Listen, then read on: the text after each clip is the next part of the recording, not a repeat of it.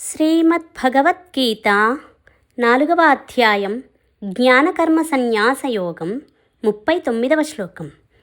శ్రద్ధావాన్ లభతే జ్ఞానం తత్పరః సంయతేంద్రియః జ్ఞానం లబ్ధ్వా పరాం శాంతిం అచిరేణాధిగచ్చతి. ఈ శ్లోకం యొక్క తాత్పర్యం: జితేంద్రియుడు, సాధనపరాయణుడు, శ్రద్ధాలువైన మనుజునకు ఈ భగవత్తత్వ జ్ఞానము లభించును. ఆ జ్ఞానము కలిగిన వెంటనే అతడు భగవత్తత్వ రూపమైన పరమశాంతిని పొందును. ఈ శ్లోకం యొక్క వివరణ. ఈ శ్లోకంలో మరికొన్ని సాధనల గురించి చెప్తున్నారు. అవి శ్రద్ధ, తపన, ఇంద్రియ నిగ్రహం.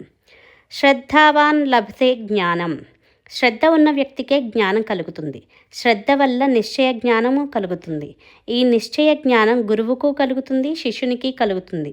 వేదాంతం నిశ్చయ జ్ఞానాన్ని, సంపూర్ణ జ్ఞానాన్ని ఇస్తుంది. శ్రద్ధ అనగా శాస్త్రం మీద నమ్మకం పెట్టుకోవాలి.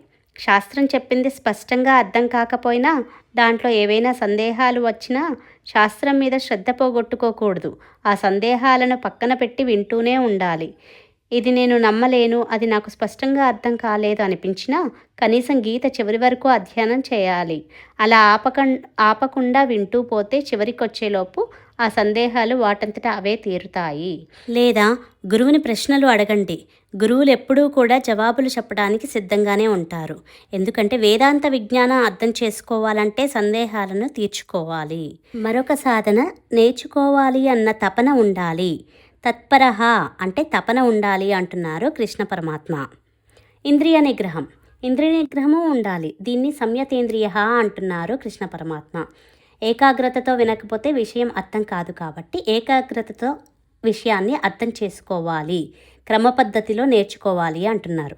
జ్ఞానం లబ్ధ్వా. అందువల్ల ఆత్మజ్ఞానం పొందాలంటే శ్రద్ధ, తపన, ఇంద్రియ నిగ్రహం ఉండాలి.